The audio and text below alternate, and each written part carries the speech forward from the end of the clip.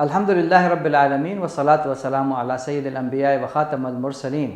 قرآن مجید میں اللہ تعالیٰ کا ارشاد ہے وقال الرسول یا رب ان قوم اتخذوا هذا القرآن مہجورا، اور رسول کہے گا اے میرے رب میری قوم کے لوگوں نے اس قرآن کو مہجور بنا لیا۔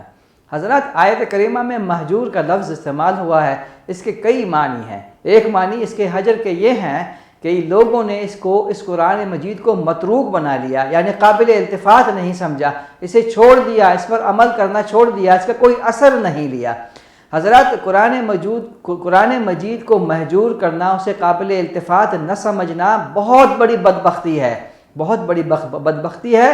اور قرآن مجید کے ساتھ یہ رویہ جو ہے اس کے منکرین نہیں کر رہے، بلکہ قرآن مجید کو مہجور وہ لوگ بنا رہے ہیں جو قرآن مجید پر ایمان لاتے ہیں اور سمجھتے ہیں کہ یہ اللہ تعالیٰ کی آخری کتاب ہے۔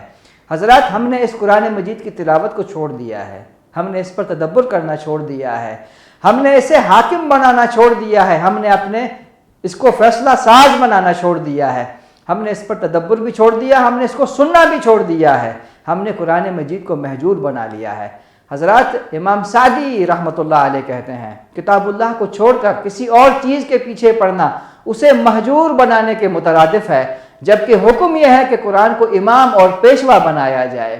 حضرات سلف صالحین کا معمول یہ تھا کہ وہ قرآن مجید کو 3 دن سے زیادہ، کوئی شخص ایسا نہیں تھا جو 3 دن سے زیادہ قرآن مجید کی تلاوت نہ کرے، اور سلف صالحین کہا کرتے تھے کہ 3 دن تک قرآن مجید کی تلاوت نہ کرنا قرآن مجید کا حجر ہے، یعنی متروک کرنا ہے اسے۔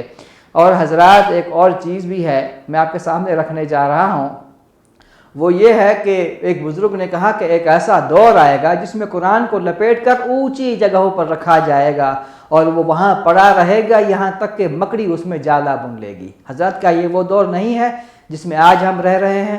ہم قرآن مجید کو بہت چومتے ہیں، بہت مقدس سمجھتے ہیں، لیکن اس قرآن مجید کے فیوز اور برکات سے ہم ہی سب سے زیادہ محروم ہیں۔ یہ ظلم ہے ہمارا جو قرآن مجید پر ہم کر رہے ہیں۔ حضرات معروف کہاوت ہے دوست وہی ہے جو برے وقت میں کام آئے، دوست وہی ہوتا ہے جو برے وقت میں کام آتا ہے۔